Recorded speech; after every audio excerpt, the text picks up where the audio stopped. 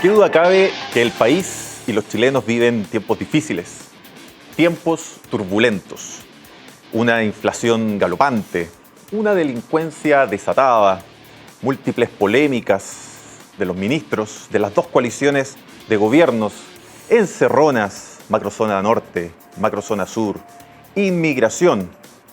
Todo a menos de un mes del plebiscito del 4 de septiembre, probablemente el plebiscito más importante desde 1988 en la historia de Chile, donde usted va a tener que decidir acerca de este texto. Para eso y más, vamos a hablar aquí en Agricultura Prime. Agricultura Prime, el estelar de Agricultura con Jorge Pomar.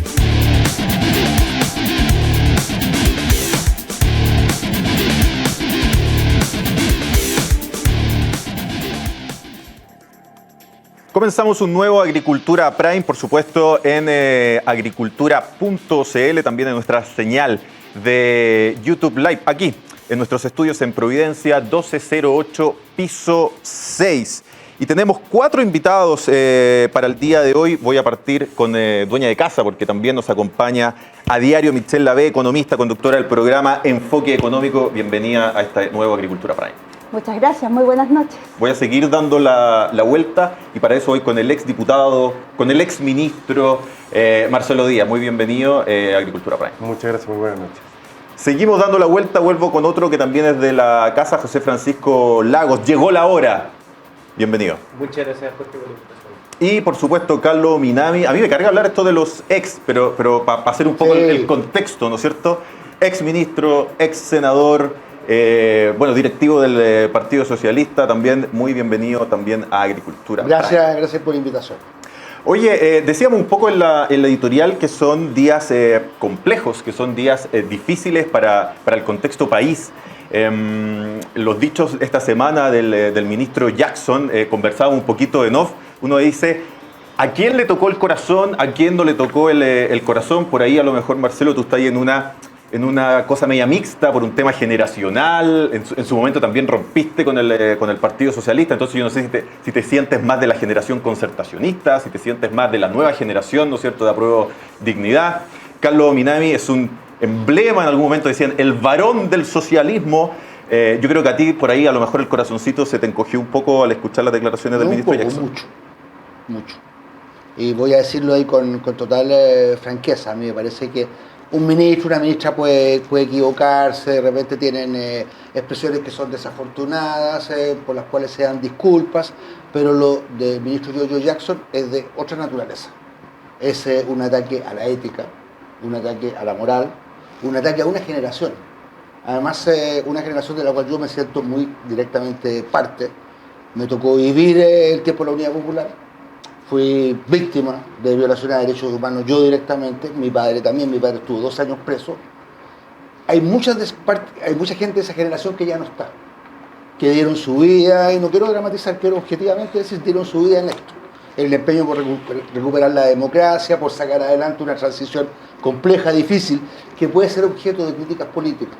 Sin duda, yo también las tengo, pero lo que yo no acepto es una crítica ética, una crítica moral como la que sugirió el ministro Jackson, creo que eso me parece a mí que es extremadamente injusto y no veo de dónde él puede pararse de un lugar Carlos, para hacer ese tipo de críticas. Que compartiendo contigo lo que tú nos comentas, yo siento que en algún grado también hay una responsabilidad precisamente de tu generación y de tu sector, que abandonaron la defensa precisamente de los cuales yo creo que son los 30 años mejores Chile. Y no es que lo crea yo.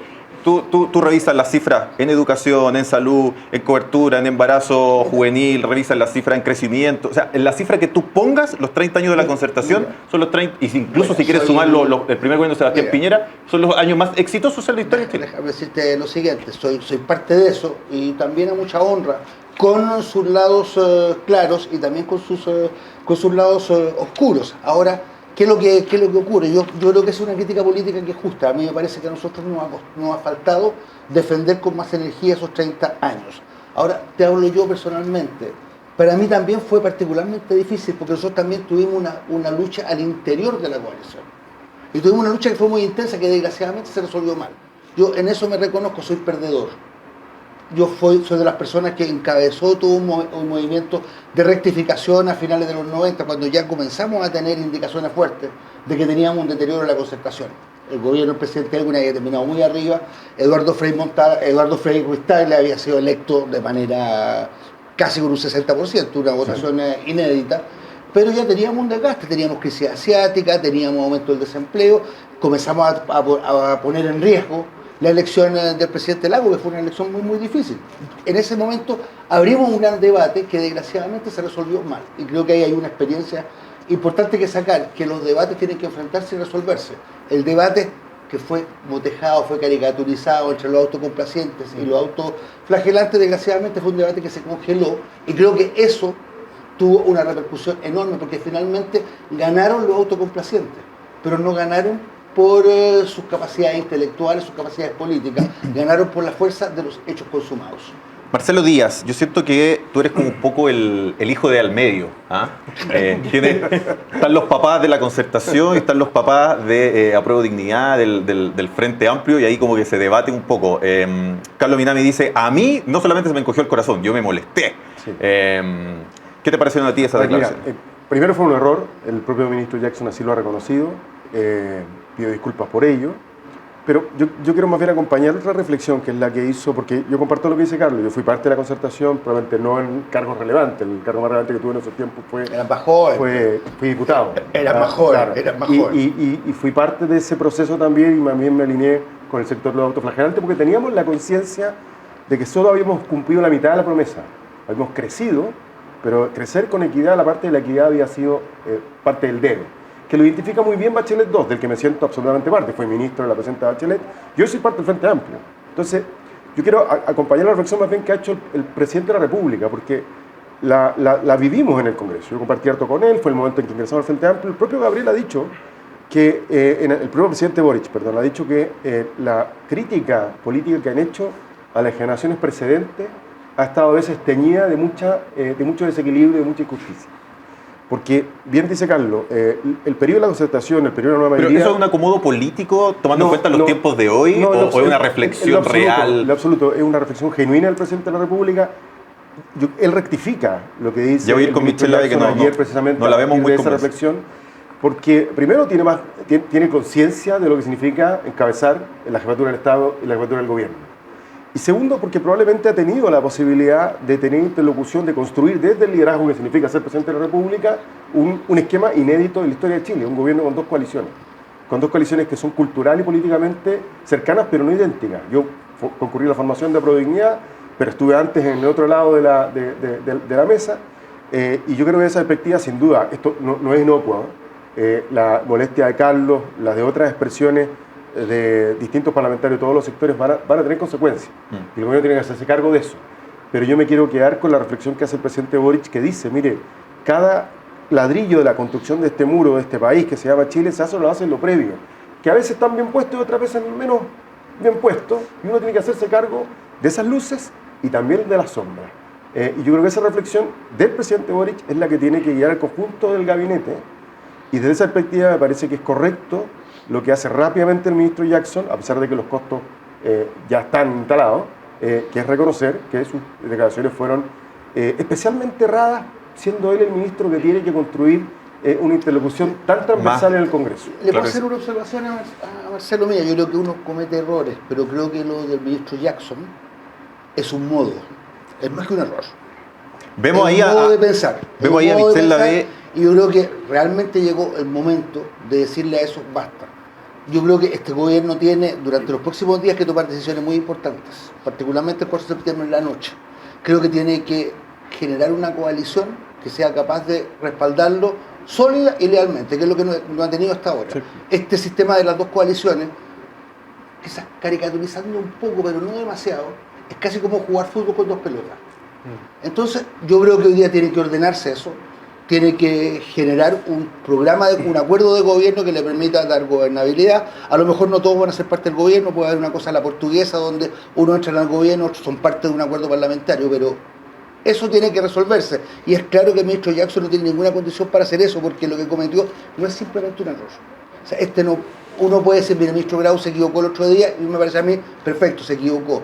pero este es un modo de pensar y que consiste en situarse en una altura moral que no le corresponde. Entonces eso me parece a mí que es totalmente inaceptable y es más que un error. Michel Lave, te veíamos ahí moviéndote en el asiento, esperando el turno, ¿no es cierto?, un poco de lo que nos decía Marcelo y ampliarlo. No solamente me refiero a las declaraciones del ministro Jackson, que causaron toda esta polémica que hemos seguido además toda la semana, sino también varias declaraciones, porque esta no es la primera, sino que han sido varias ya las declaraciones de distintos ministros que al rato tienen que retractarse. Si pensamos en la misma semana, hasta esto del ministro Grau de Economía, esto de que las pymes están aplaudiéndose por la inflación, ¿no es cierto?, y otras.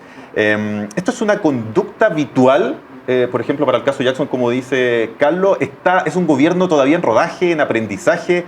Se reacomodan políticamente respecto cuando ven finalmente la mala reacción, la mala acogida que van teniendo las declaraciones, o es un sentimiento genuino, real. Yo creo que lo que manifestó el ministro Jackson le salió del corazón. Lo que no le salió de corazón fueron las disculpas posteriores, no le quedó otra.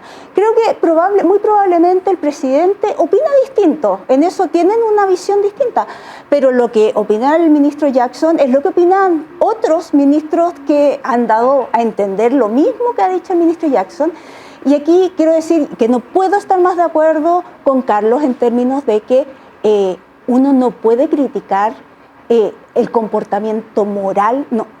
Nadie tiene la capacidad de criticar el comportamiento moral del resto. Puede decir, yo creo que lo hizo mal, que lo hizo bien, no estoy de acuerdo. Pero criticar y decir que son superiores moralmente me parece de un nivel de superioridad que es la misma superioridad que hemos visto y que los ha hecho cometer tantos errores. Porque quizás es primera vez que gobiernan, pero son políticos con muchos años de carrete. Entonces, llama la atención estos errores que están cometiendo, que solo ¿Tienen realmente tanto carrete en términos de gobierno? No de gobierno, pero sí de político. O sea, ambos llevan cuántos años llevan ya en el Congreso, presentándose ante las cámaras, dando opinión. Llama la atención y tiene que ver con esta superioridad moral, porque si tú te pones en el lugar de alguien que de verdad se siente superior moralmente, denostas al resto porque eres superior. O sea, me da envidia sana, porque debe ser muy agradable sentirse superior moralmente al resto. Pero la verdad es que eso los hace cometer errores. El mismo error que cometió Grau cuando habla de las pymes, habla, ¿no es cierto?, de que las pymes pueden ganar con la inflación, lo cual demuestra que no ha estado en una pyme, porque cuando hay inflación en una situación como la actual, no existe la ganancia con la inflación, pero cuando pide disculpas dice, mis palabras se entenderán después. No fue esas exactas las palabras, pero eso es lo que da a entender. O sea, ustedes, seres humanos inferiores, en algún momento me podrán comprender. Hubo unas declaraciones también de los chilenos no compran en dólares, entonces, bueno, no se preocupen. De hecho, creo que hay un par de diputados que vieron por oficio los títulos del doctorado del ministro Grau. José Francisco Lagos, te llegó la hora. Uno tendería a pensar de que las declaraciones del ministro Jackson apuntan por ahí más directamente a la centroizquierda, a la exconcertación, pero él también se refirió moralmente al pasado gobierno, ¿no es cierto?, al del presidente Piñera. ¿Hay gobiernos morales, efectivamente, y gobiernos inmorales? Yo creo que la frase del ministro tiene problema en varios frentes. Uno es respecto a, primero, la generalización. Cuando uno se refiere a generaciones y le da una característica, un comportamiento moral a una generación completa, es muy fácil cometer errores porque las excepciones hablan por sí solas. Tanto de la generación que es emplazada como a la que está emplazando. Y ahí cuando se generaliza de ese modo, cuando se moralizan las visiones políticas, aquí ha llamado la atención porque obviamente se emplaza directamente a los socios de gobierno. Obviamente ya nos quedó claro que no podemos decir coalición, sobre todo con las frases del senador Insulza hoy y también la del presidente de la Cámara de Diputados, que no corresponde hablar de dos coaliciones. Pero también hay una cuestión que está bastante normalizada, que es cómo el ministro, Giorgio Jackson, no solamente se queda en meras declaraciones, sino que esto también se ha materializado en diversas acciones. Y cuando nosotros ya asumimos que es verdad que se puede moralizar el pensamiento político del que piensa distinto, eso al final, si lo extrapolamos hacia las máximas consecuencias, es negar la posibilidad de llegar a acuerdos y negar la posibilidad de la democracia en último término. Porque la democracia occidental consiste en que todos tenemos el objetivo de velar por el bien del país, pero elegimos caminos distintos. Y en ese camino son una cuestión opinable y por tanto tenemos diferencias. Y la gracia es ponernos de acuerdo en unas reglas de juego y dentro de esas reglas estar discutiendo y en el fondo tomar deliberaciones que implica a veces llegar a acuerdos o defender convicciones. Pero cuando nosotros horadamos moralmente a nuestro adversario político, esa posibilidad de llegar a acuerdos ya se elimina de plano. Porque yo llego a acuerdo con alguien que me va a servir para llegar al mismo objetivo, pero alguien que moralmente está incapacitado para tener y compartir esa visión, no hay posibilidad alguna de llegar a acuerdo. Porque si yo llego a acuerdo con alguien inmoral, probablemente me transforma a mí también en inmoral. Y por tanto, esa preconcepción tan ideologizada al final, que es nosotros somos los buenos, los otros son los malos, termina negando no solamente el punto en concreto del cual pensamos distinto, sino que la posibilidad de conversar. Y este tema de la moralización, del identitarismo, ha calado muy profundo tanto en las nuevas generaciones políticas como también en los temas que hablamos. Donde si tú piensas distinto en algo contingente o práctico, tú no solamente te opones, pensamos distinto en ese punto, sino que tú estás en contra de eso. Por ejemplo, estoy inventando, pero en tema de feminismo, si tú no defiendes las cuotas tal como está propuesto, tú no es que piensas distinto en cómo hay que garantizar la igualdad entre un hombre y una mujer, tú estás en contra de las mujeres. Y eso niega la posibilidad de que podamos llegar a acuerdos. Marcelo Díaz, tú fuiste opositor al gobierno pasado de Sebastián Piñera, ¿no es cierto? Y yo creo que eso, podemos estar de acuerdo, fue una oposición sumamente crítica de todo el actuar del gobierno. ¿Tú crees, incluso con duros calificativos hacia el presidente, ¿tú crees que el gobierno de Sebastián Piñera, por ejemplo, fue un gobierno inmoral? No, yo creo que los gobiernos no pueden ser calificados de ese tipo, a diferencia de la dictadura. Un gobierno cometió muchos errores, que incluso creo que tiene responsabilidades en las violaciones de derechos humanos que ocurrieron durante el estallido social y posterior, y de eso de responder ante los tribunales que correspondan. Me parece que así funciona el Estado de Derecho. Pero no creo que uno deba hacer calificaciones morales. Comparto lo que dice José Francisco, porque cuando uno hace declaraciones muy globales, termina pegándole al voleo a muchos y a muchas. Pero yo creo que hay algo que dice Francisco que yo quiero recoger y que tiene que ver un poco con la cultura que se ha ido instalando en Chile desde hace un buen rato, y es que hemos limitado nuestra capacidad de diálogo. Mira, yo recuerdo una anécdota muy preciosa. Yo llegué a ser ministro después de estar 8 años en el Congreso, tampoco mucho tiempo más. Carlos fue ministro a comienzos de los 90, me mucho más difícil que el periodo que me tocó a mí, a pesar de que las condiciones eran completamente distintas, post-transición o post-dictadura, y en el caso nuestro, con una crisis social muy profunda, que la habíamos identificado. Lo dijimos como gobierno formalmente, estamos sentados en una bomba de tiempo. Esto va a ser crisis porque la fractura social, la falta de cohesión social en Chile es profunda. Y eso es lo que se evidencia en el estallido social. Entonces, tenemos que, y eso es bueno que lo entienda mi gobierno, porque este es mi gobierno, y yo lo respaldo, que tenemos que cultivar más la capacidad de dialogar. Y eso requiere tener incluso la posibilidad, la disposición y el ánimo de sentarnos con quienes, respecto de quienes no tenemos ni buena opinión ni un buen juicio, porque están sentados ahí. Mira, yo no era ministro secretario general de la presidencia, sino de vocero de gobierno, pero teníamos un parlamento tan indócil, tan complejo en el periodo de Bachelet II, que la presidenta nos encargó a todos los ministros del comité político de estar permanentemente en el Congreso. Y se pegaba construir y cultivar mucho diálogo, mucha conversación, pero también con el sector privado, también con los actores sociales. Eso hoy día es fundamental. Y yo creo que ese aprendizaje probablemente el gobierno lo está internalizando a partir de la reflexión del presidente. Porque yo insisto, yo creo que si hay alguien que tiene comprensión de esa necesidad de hablar, de articular, en un tiempo muy complejo, es el presidente de la República. Y lo que los ministros, lo digo en mi experiencia, solo para ir entendiendo, entonces el presidente tiene la película más clara que el resto de los ministros. No, yo creo que el presidente tiene la película clarísima, y él es el que le baja la línea a los ministros, y por eso me parece bien cuando el presidente dice, mire, este es un gobierno que por lo menos cuando se equivoca lo reconoce, y eso es verdad, los gobiernos son poco dados a reconocer errores. Son poco dados a reconocer errores. Yo creo que es una virtud del presidente. Comprendo el juicio más profundo que hace Carlos, yo lo entiendo. Pero quiero ir más allá. Quiero decir que las brechas entre unos y otros fueron tan profundas, voy a decirlo de esta manera, el Frente Amplio surge como una alternativa frente a la concertación. Así es. Frente a los renuncios de la concertación. Renuncios que efectivamente Carlos y yo y otros más sosteníamos que habían en la concertación. Que el foco estaba puesto, que lo vivimos en todas sus expresiones en el gobierno de la nueva mayoría. Lo vimos en el propio gabinete, la diferencia que teníamos en el seno del comité político entre los que queríamos hacer... Incluso, si me permite, no. y a propósito que está Carlos aquí, yo siento que hubo desde ese mundo una alerta previa, que la da Marco Enrique Minami en su primera elección, Sí, donde él dice la concertación ya no va, ya no va más. Entonces, bueno, pero eso no invalida el que tu expresión política surja como alternativa a una fuerza que está en el poder, o que está ejerciendo el poder, que de una misma sensibilidad centro-izquierda, no invalida a que tú construyas diálogos, que seas capaz de articular, que seas capaz de convencer y de trabajar en conjunto. Si no, no tendríamos este gobierno. Mira, si la decisión de este gobierno, de un gobierno de dos coaliciones, no se hace por un mero cálculo aritmético, porque incluso aritméticamente no da.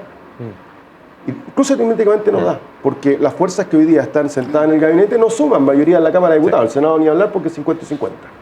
Entonces, no es una decisión aritmética, meramente aritmética, es política. Es ampliar la base de sustentación del gobierno más allá de los límites de la probabilidad. ¿Es complejo? Es complejo.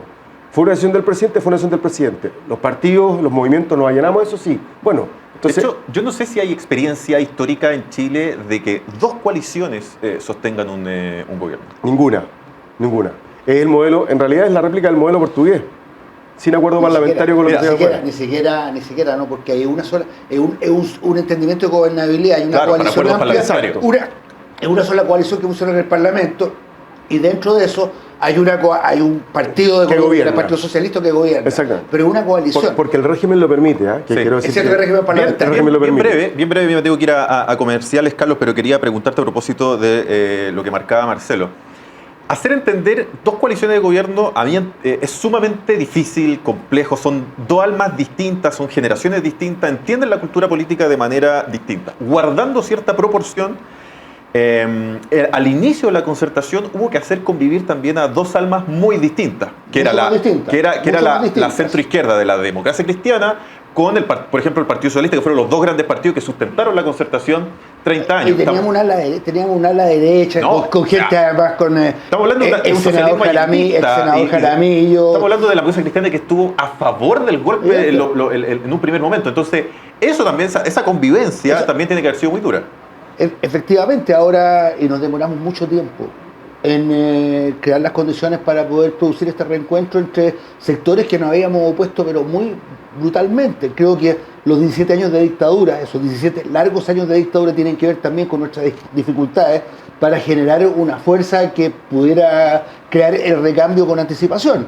Eso se produjo más bien en los años 80, los 70 fueron años todavía de grandes divisiones, y afortunadamente fuimos capaces de entendernos y darle durante 20 años gobierno a este país. Eso no se había hecho nunca en la historia de Chile, con insuficiencias, con limitaciones que muchos también las identificamos y tratamos de resolver, y que desgraciadamente no fuimos capaces de tener la fuerza para rectificar. Entonces, retomo algo que tú me dijiste al principio, no han sido capaces de defender lo que hicieron, ¿cierto?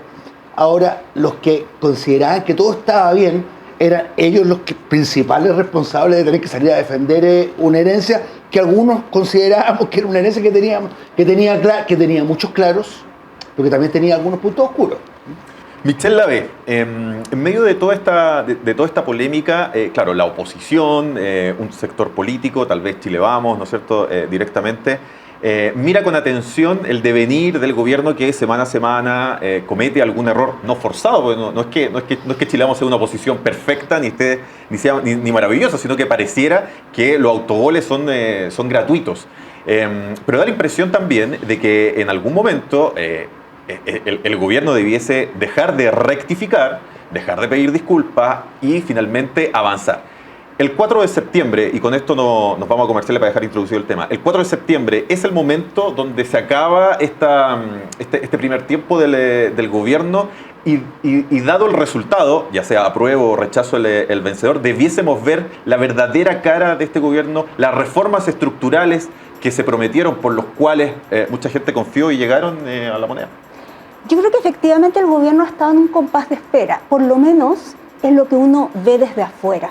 Había un compás de espera en términos de no hacer o no ponerle el acelerador a los cambios prometidos. De hecho, la gente está pidiendo los cambios y me da la sensación que se ha ocupado, ¿no es cierto?, de mucho de la parte de comunicación, poco de la acción, y lamentablemente eso se ha transformado en dos cosas. Uno que tiene que ver con su decisión de apoyo y representación de una de las opciones del 4 de septiembre, que es, ¿no es cierto?, que incluso la senadora Rincón ha dicho que se ha convertido en los que están a cargo del apruebo, pero además les ha inhibido de actuar en áreas que eran básicas de mantener antes del... Ellos mismos dijeron en muchas ocasiones que al principio, que antes del 4 de septiembre no iban a poder hacer mucho porque necesitaban la nueva constitución para actuar. Nosotros sabemos que para actuar no era necesaria una nueva constitución, si no, no hubiéramos tenido ni una acción entre el 90, ¿no es cierto?, y ahora. Pero sí, me da la sensación que ha habido una espera, muy ilusionados en esta nueva constitución que se va a plebiscitar, y que hoy día están en una situación, y por eso salieron a dirigir el apruebo, en una situación en que ven difícil esa aprobación, la ven más lejana, y por lo tanto ven complicado la implementación de su programa de gobierno. Vamos a hacer una pausa en esta Agricultura Prime. Usted no se despegue de su celular, de su computador, el desktop, el notebook, donde sea que nos esté mirando, el iPad. ¿Dónde más podemos ver? En todas las distintas plataformas, ¿no es cierto? YouTube Live, agricultura.cl. No se pierda José Francisco Lagos, Carlos Minami, Marcelo Díaz y también Michelle Lave. Pausa, volvemos con más.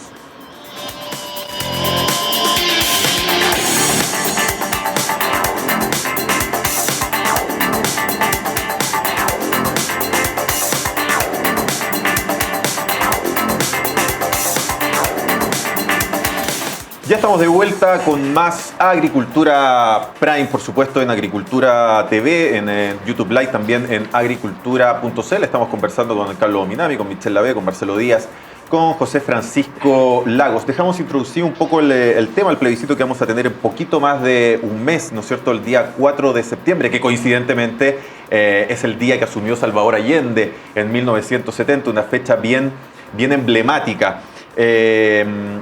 Yo tengo dudas respecto al día 4, si la gente va a entender que este es un plebiscito que tiene que ver con el gobierno actual, porque lo que hemos entendido es que está íntimamente ligado la suerte del gobierno al plebiscito. Entonces la gente va a votar si le está gustando o no le está gustando el gobierno. La gente va a votar efectivamente por el texto. ¿Qué porcentaje de las personas se lograron interiorizar realmente? No sé si llegar a leer, ¿no es cierto?, el cuadernito de la nueva Constitución, pero a lo menos, no sé, las partes más relevantes o algún extracto, etcétera. ¿Se va a tratar de la figura puntual del presidente Boric? ¿Se va a tratar de que la Constitución del 80 tiene una ilegitimidad para muchas personas de origen al ser hecha en dictadura?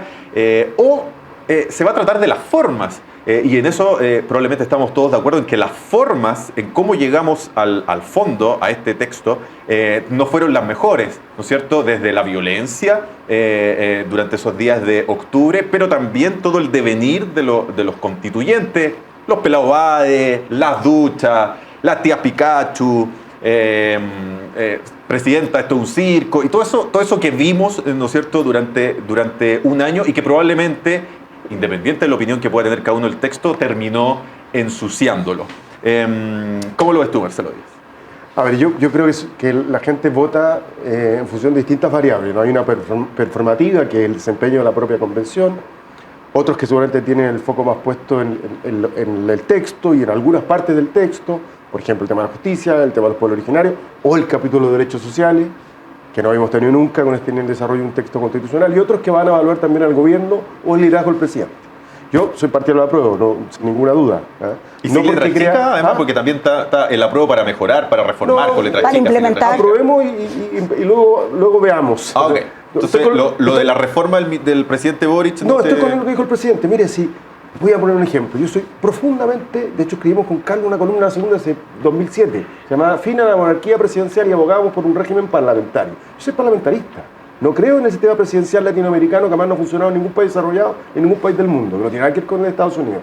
Y no me gusta el sistema político que se acordó, pero no por eso de rechazar el texto constitucional. Veremos qué pasa. Creo que hay cuestiones perfectibles, el sistema de justicia, sí, se pueden perfeccionar algunas cosas, pero creo que aprobar es un camino que permite tener una constitución plenamente democrática y hacer los cambios que se estimen pertinentes una vez que las instituciones se pongan en rodaje. Creo que además el debate ha estado lleno de falsas noticias, de inventos, ¿no? El día estuvo un debate televisivo y decía, no, es que se pudo haber dicho en la Constitución que los fondos de pensión no son expropiables. No son expropiables. Es que la vivienda no se van a... Muchas mentiras también en el debate que también influyen en el electorado. Eso lo hemos visto, lo vimos en Brasil con Bolsonaro, lo vimos en Estados Unidos con Trump, lo vimos en Inglaterra con el Brexit. O sea, sabemos que las redes sociales permiten canalizar muchas mentiras también que enturbian. Entonces, pero yo sí creo que aprobada la nueva Constitución hay un camino que nos permite resolver el entuerto constitucional que tenemos hace mucho rato. Si se rechazara, lo dije además cuando se discutió esto en la Comisión de Constitución de la Cámara de Diputados después del acuerdo del 15 de noviembre, si el plebiscito de entrada es contundente y categórico, y ahí me alegro mucho que la derecha lo diga, aunque no ha dicho qué cambiaría, que es la Constitución del 80 es irreversible, está irreversiblemente muerta. Pero espero que se apruebe y por tanto no tengamos que buscar una solución que nos lleve a otro proceso constituyente. Y creo que todavía es muy volátil. Es cierto día que la mayoría de las encuestas dan una ventaja significativa al rechazo. Eso es un dato de la realidad. Pero también los pronósticos electorales en el último tiempo han sido poco certeros y el escenario puede cambiar mucho, entre otras cosas por lo que tú dices. Porque las decisiones que impulsan a la gente a votar por una determinada opción pueden cambiar mucho. Y porque hay una variable inédita en la historia de Chile también en este caso. Es que la primera vez que hay inscripción automática y voto obligatorio. Por tanto, es muy difícil hacer pronósticos electorales con un porcentaje de gente que no sabemos cómo, no va a votar, ¿no es cierto? Y que va a votar y que no sabemos cómo va a votar. José Francisco Lagos, ¿de qué se va a tratar este plebiscito entonces, retomando la pregunta? Y según las cifras que vemos en las encuestas, hasta ahora, ¿de qué se trata, crees tú? A ver, este plebiscito significa o va a representar muchas cosas y pocas a la vez. Suena un poco contradictorio, pero dentro del plebiscito se juega lo que mencionamos antes, la aprobación del gobierno, lo que dice el texto, lo que no dice el texto, cómo se dio la discusión del texto, cuál es el ambiente, si hay noticias falsas dando vuelta, la calidad de los voceros. Es decir, en los plebiscitos y en la elección está todo eso en la juguera. El problema de los plebiscitos es que son binarios. Es apruebo o rechazo.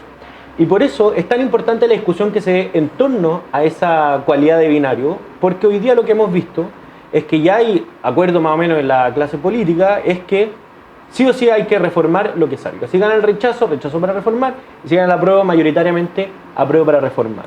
Y por eso es tan relevante lo que haga el gobierno para intentar darle viabilidad al apruebo, que es básicamente comprometer ciertas modificaciones que hoy día sí están siendo sensibles para la ciudadanía, para que estén más inclinadas por el rechazo. Por eso, y lo mezclo con el tema anterior, es tan grave lo que hizo el ministro Giorgio Jackson, porque habían dado en sedes express, es decir, que a través de las express se canalizaran todas esas reformas posibles para darle viabilidad al apruebo de la propuesta constitucional. Entonces, esto se enreda mucho porque todo es relevante, pero a la vez lo que dice el plebiscito, lo que va a decir el voto y lo que se va a encontrar las personas no es ni con la evaluación del gobierno ni con lo que no dijo el texto constitucional, sino que simplemente este texto lo aprueba y lo rechaza. Y ahí está la dificultad política de dar garantías de que eso no simplemente va a significar blanco y negro, sino que hay un amplio matiz de grises que se puede abarcar. Y ahora yo creo que los del apruebo tienen una dificultad, que es que cada vez que han dicho que se va a arreglar en algo el texto, por ejemplo en el proceso constituyente, se le ha caído esa opción. Por ejemplo, cuando partieron las comisiones provisorias dijeron en las comisiones permanentes lo arreglamos, después en el pleno lo arreglamos, después en la comisión de armonización lo arreglamos, ahora dicen no, después el Congreso lo va a arreglar. Pero claro, cada vez que pasa bueno, yo no quiero polemizar, pero Marcelo dice no, aprobemos y de ahí vemos. Por ejemplo, pero para precisar, yo creo que es correcto el llamado que hizo el presidente.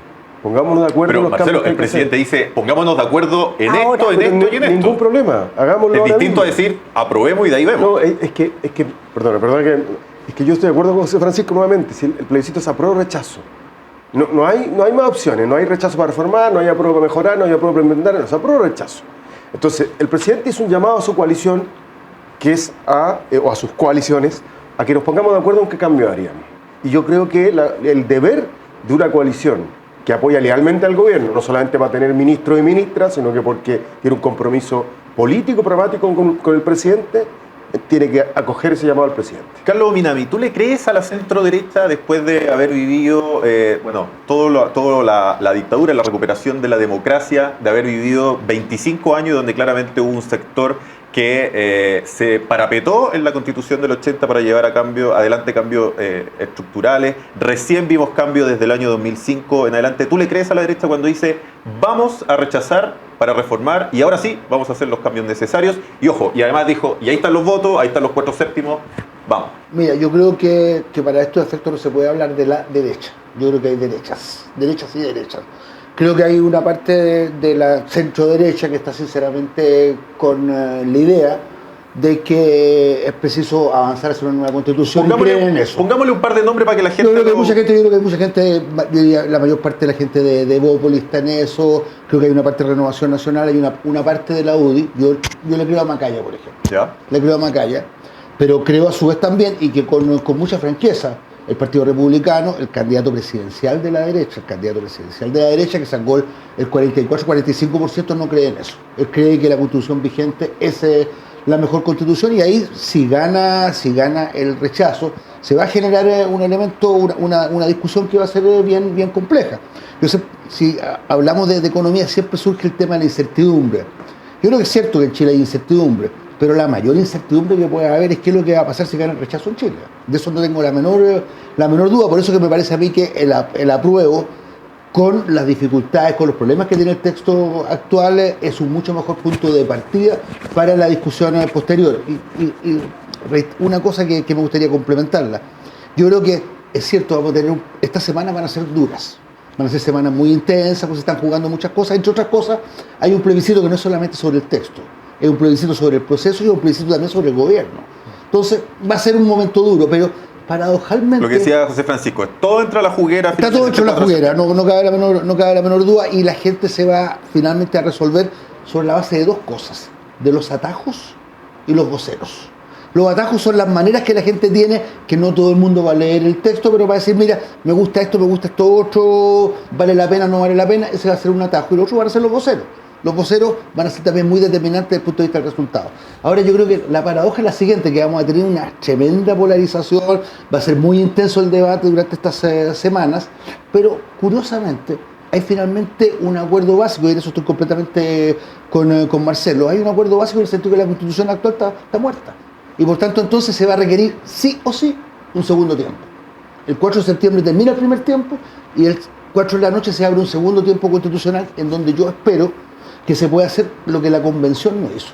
La Convención no fue capaz de proponernos un texto que pudiera representar al 65, 70, a una gran mayoría del país. Ellos se equivocaron pensando que los 2/3 que tenían en la Convención eran los 2/3 de la sociedad, y eso no era así.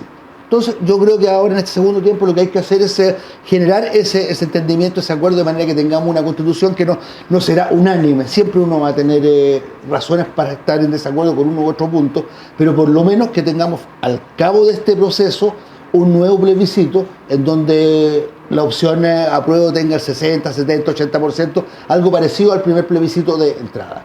¿Tú compartes, Michelle, de que, como José Francisco, también Carlos, de que va a ser una juguera la decisión del 4 de septiembre, que no es exclusivamente el texto constitucional, que fueron las formas de la convención, que fueron las declaraciones de no sé, no quiero caricaturizar, la declaración de Sting, o que la platita ya no es de usted, la tía Pikachu, etcétera, el canturreo? Sí, yo no escuché tan malo el canturreo en todo caso de la convención, las payas. Yo creo que sí, pero yo creo que hay un factor importante que además debería ser muy importante a la hora de tomar la decisión. y tiene que ver con la historia de la ley. ¿Y por qué? ¿A qué me refiero con esto? Los gringos tienen un dicho que es bien común, ¿no es cierto? Ponga su plata donde está su boca. O sea, si yo creo que a esa empresa le va a ir bien, esa acción compro, no otra, por mucho que yo diga que las otras acciones les va a ir bien. Entonces, eso en economía se llama preferencias reveladas. Las preferencias reveladas significa que cuando uno toma una decisión, esa decisión está indicando lo que de verdad está pensando. Por eso te insisto que cuando el ministro dice, ¿no es cierto?, que es superiormente moral su grupo de personas, digamos, él de verdad lo siente, porque está revelando algo. Bueno, cuando se rechazan en forma constante ciertas indicaciones que se elevaron en la Constitución, que tiene que ver con la inexpropiabilidad de los fondos de pensiones, la heredabilidad de los fondos de pensiones, el precio justo versus el precio de mercado. Y se rechazó 3 veces que el precio mercado, que no se pudiera poner precio de mercado que fuera precio justo, que no saliera en la Constitución que los fondos de pensiones eran inexpropiables, que no saliera en la Constitución que los fondos de pensiones eran heredables. Lo que te dice la historia de la ley, lo que va a leer un juez cuando tenga que juzgar, porque esta es una Constitución que deja muchos puntos abiertos, ¿no es cierto?, porque es muy amplia en algunas cosas, justamente para tratar de dejar la opción de que el juez decida. El juez se va a ir a la historia de la ley y va a decir: 3 veces se negó que los fondos de pensiones eran inexpropiables, que decidió la Convención Constitucional que los fondos de pensiones no eran inexpropiables y por lo tanto son expropiables. Y a la hora de decidir, un juez, tal como tiene que decidir, va a tener que decidir en orden a la historia de la ley, y la historia de la ley le va a decir: no hay nada que hacer. Esta Constitución dice que los fondos son expropiables. Y eso es algo que tiene que tomar en consideración la gente al votar. Yo creo que, aparte de todos los otros factores, está este factor que está oculto, que efectivamente la gente le ha tratado de negarlo, pero que es realidad, lamentablemente. ¿Ha tratado de negarlo Marcelo Díaz? No, yo voy a discrepar jurídicamente de Michel, no vamos a saltar la parte económica, porque en derecho público solo se puede hacer aquello que está expresamente autorizado por la ley. A diferencia del derecho privado, que se puede hacer todo aquello que no está prohibido. Entonces, de todo el rango de negocios posible, salvo aquello que está expresamente prohibido. En cambio, en derecho público tú puedes hacer solo aquello que está expresamente señalado. Entonces, voy a poner un ejemplo. La Constitución actual no dice precio de mercado, dice daño patrimonial para justificar la expropiación. El proyecto de nueva Constitución no dice precio justo, dice justo precio. Nadie ha definido el justo precio. Las constituciones tienen leyes que las desarrollan y complementan. Las principales de ellas, de acuerdo al articulado transitorio del proyecto Nueva Constitución, deben ser dictadas por el Congreso en los próximos 2 o 3 años. Un Congreso que en el Senado está empatado y que en la Cámara de Diputados no hay ningún sector que por sí solo tenga mayoría absoluta. ¿Qué es lo que también va a mirar un juez al momento de fallar? Las leyes complementarias, las leyes que desarrollan los preceptos constitucionales. ¿Qué es lo que hizo la dictadura? La dictadura hizo su Constitución del 80 y luego voy a citar a Jorge Correa Sutil, que hoy día está del lado del rechazo, que me sorprende, que dijo una vez en un debate, ex miembro del Tribunal Constitucional, entre otros cargos, pero lo citó en esa condición, que esta Constitución, la del 80, la de Pinochet, o la del 2005, como quieran, es la Constitución más extensa del mundo, porque desarrolló leyes orgánicas protegidas por estos quórums supramayoritarios que le hicieron pétrea prácticamente a niveles no conocidos en la historia constitucional del mundo. Si uno de verdad tomara la Constitución del 80, más toda la ley orgánica, es la Constitución más larga de la historia del mundo, más extensa. Entonces, esas leyes complementarias que tienen que desarrollar estos preceptos, voy a poner un ejemplo, otro día lo decía Mario Denford en CNN, que estuvo en el Parlamento, cuando su gobierno, el gobierno del presidente Piñera, mandó un proyecto de ley en el que decía: mire, el 10%, que es lo que todo el mundo ha dicho, nos pertenece a cada uno, es inexpropiable y es heredable. Pero el resto, las condiciones del empleador, lo ponga el Estado, vamos a hacer un sistema mixto. Presidente Piñera, ya lo ha dicho la presidenta Bachelet en Bachelet 2, lo va a hacer este gobierno. Todos hemos dicho que si queremos mejorar las pensiones respecto de los aportes adicionales al 10%, una parte debe ir a cuentas individuales, otra parte, y hay un debate sobre eso, en 3 gobiernos de distintos signos, Bachelet 2, Piñera 2 Boric. Entonces, o el tema de las viviendas. Entonces, por eso digo yo que no contribuye a un sano debate, ni a cultivar, ni a fomentar la cultura del diálogo, constituir el debate sobre la base de mentiras. Las viviendas, es que no van a ser heredables. Perdóneme, hoy en Chile, y esto no lo ha modificado ningún gobierno sustantivamente, significa que es una política de Estado. Hay subsidios para vivienda social dinámica sin deuda, para comprar con crédito público, subsidios de arriendo, viviendas protegidas, y tú te haces dueño de la vivienda que te compras con tu propio recurso, con la que el Estado te entrega, pero no sos dueño de la vivienda que estás arrendando, ni con plata pública ni con plata privada. Eso lo sabe todo el mundo. Sin embargo, alguien dijo, no, es que las viviendas no van a ser heredables. No hay un solo artículo en la Constitución que diga eso.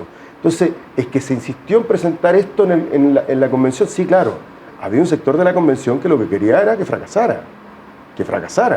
Y diseñó una estrategia destinada a dañar a la propia convención, con activa colaboración también de otros, y eso es evidente. Entonces, y eso a mi juicio ensucia el debate. Porque algo que decía Carlos que a mí me parece bien, a mí me tocó encabezar otro proceso constituyente de la presidenta Bachelet, que lo dije el otro día y sorprendió como estábamos atados de mano. Nosotros no nos dejaban utilizar la expresión nueva constitución. Cuando se aprobó el presupuesto y creamos este Consejo Ciudadano, el primer acuerdo es que el gobierno no puede hablar de nueva constitución, puede hablar de idea, proyectos, de una discusión. Bueno, si de verdad queremos resolver el nuevo constitucional, tenemos que hacerlo no desde la caricatura, ni desde la falsificación ideológica de la discusión constitucional, ni la que hubo, ni la que tiene que haber de aquí al 4 de septiembre y después. Vamos a ir al último segmento del programa, tema libre, si alguien además quiere seguir comentando lo de Marcelo Díaz. Un minuto disponible, llegó la hora, José Francisco López. Sí, a propósito ya que estamos en sede jurídica, que claro, es verdad la regla de oro del derecho público, que solamente se puede hacer lo que está expresamente permitido, en cambio en derecho privado lo que no está prohibido, pero la Constitución tiene este carácter bastante especial, ¿verdad? Que no solamente está de acuerdo a cómo se va a institucionalizar el Estado, sino que también se mete en muchas otras materias como los derechos de las personas, como la garantía, como una parte dogmática de los principios, es decir, es mucho más extensa que solamente el derecho público, y en ese sentido sí es relevante las cosas que no se dijeron, porque aquí también hay que sincerar el debate en el sentido de que cuando se discutieron todas estas materias de heredabilidad de los fondos, cuando se discutió lo de garantizar el derecho a la vivienda pero con propiedad, había un sentido ideológico de las personas que lo rechazaron. Hoy día lo están negando porque ven que es impopular, pero el sentido de la discusión... Pero, por ejemplo, ¿no está en la Constitución actual? ¿Qué cosa? El derecho no dice la propiedad de la vivienda. No, porque la propiedad ya está garantizada. Si el problema de esta Constitución, del proyecto de nueva Constitución, es que como la calidad del derecho de propiedad está ahora dado, obviamente hay que ponerle garantía a todo el resto de cosas que se garantiza, si no es una mera declaración de buenas intenciones o un derecho o una garantía de papel. Cuando se te garantiza el derecho a la vivienda, pero no se te garantiza propiedad, simplemente te garantizaron acceso a la vivienda. Pero tampoco se sabe si va a ser exigible, tampoco se va a hacer si yo tengo un recurso judicial frente al Estado para exigirlo, es decir, es una declaración de buena intención. Entonces, para que no se transforme en eso, tiene que decir que tiene el carácter de propio. No es que obviamente significa que las casas actuales, y eso sí, hay gente que ha caído en esas caricaturas, y yo estoy de acuerdo en que no debiera ser el tema del debate, sí dice, mira, las casas de ahora están en peligro. No es verdad, pero la garantía de derecho a la vivienda tiene ese asterisco importante que es simplemente la posibilidad de mera tenencia de las viviendas, que es la misma calidad de un arrendatario.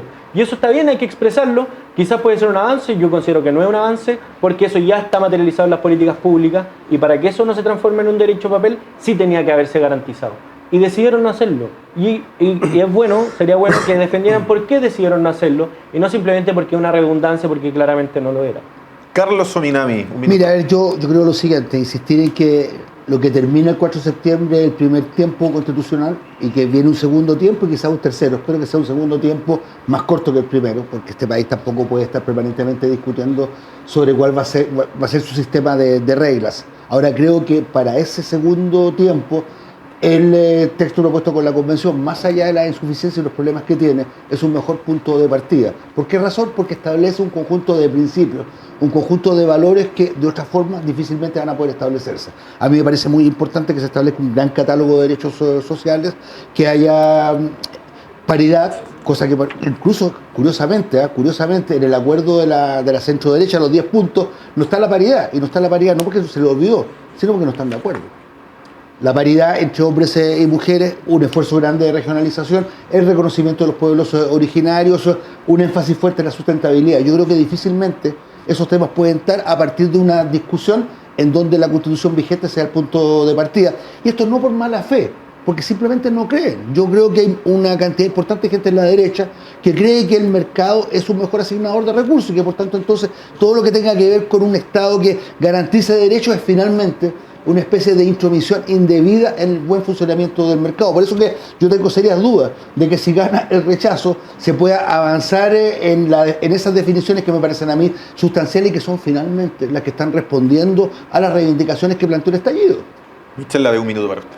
Sí, creo que la opinión de Carlos, en el fondo lo que dice es, nosotros vamos a cambiar esta Constitución que se redactó. Y lo que hemos visto todos es que se le pusieron muchos candados. Esos candados son muy difíciles de sacar y el Partido Comunista acaba de hacer una declaración que dice, esos puntos no se van a cambiar. Entonces, cuando uno ve que el Frente Amplio y el Partido Comunista, que es el partido gobernante, ¿no es cierto?, no quiere hacer esos cambios, es bien difícil que en el periodo que tenemos siguiente, donde gobierna, ¿no es cierto?, el Frente Amplio a través del partido del presidente, pueda hacer esos cambios. Yo estoy de acuerdo que hay que hacerle muchos cambios a la Constitución actual, pero sí hay algo clarísimo. Esta Constitución que se redactó no cree en el crecimiento económico. Y el crecimiento económico, no hay nadie de ninguna parte que no diga que es el único que saca a los ciudadanos de la pobreza. No queremos más chilenos en pobreza. Y como yo no quiero más chilenos en pobreza, hay que decir fuerte y claro, a esta Constitución, no. Contigo cierro, Sí, Marcelo. gracias. Mira, voy a partir de un ejemplo. La actual Constitución a propósito de vivienda no dice derecho, dice acceso a la vivienda, no habla de propiedad. La nueva Constitución reconoce el derecho a la vivienda en distintas modalidades, tal como las políticas públicas hoy día han podido desarrollarse y positivamente, ¿no? Viviendas preferenciales para adultos mayores, para personas con discapacidad, subsidios de arriendo cuando los recursos lo permiten. A medida que ha crecido la capacidad del Estado, se han multiplicado las alternativas. Por cierto, también vivienda en propiedad. Y me alegro que José Francisco ayude también a desterrar esos mitos. No, es que tu casa te van a quitar. Mentira, eso no es parte del debate. Pero comparto totalmente lo que ha dicho Carlos.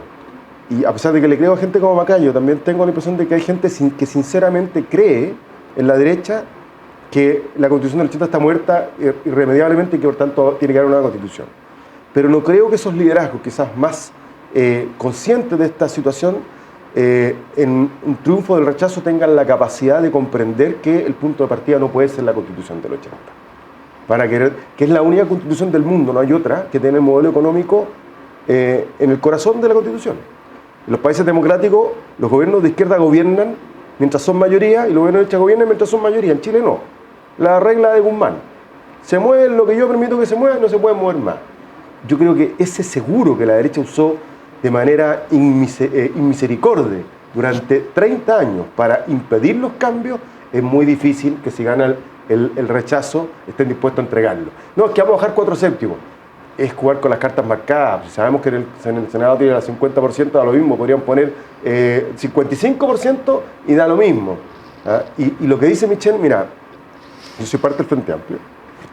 El Frente Amplio ha dicho acuerdo para implementar y el presidente de la República ha hecho un llamado a su coalición, especialmente a Prodignidad, que es su coalición matriz, a que esté dispuesta a incluso avanzar en qué cambios se pueden hacer. Y no tengo ninguna duda, sobre todo conociendo al Partido Comunista, que puede tener opinión, pero que es un partido disciplinado. Nosotros vamos a dilucidar todo esto, queda cada vez menos. El día 4 de septiembre, de hecho, debiésemos tener como después un flashback, después del día 5, a ver quién estuvo más cerca. Por lo pronto, el próximo jueves a las 21 horas volvemos con más Agricultura Prime, por supuesto, a través de agricultura.cl y Agricultura TV. Chao.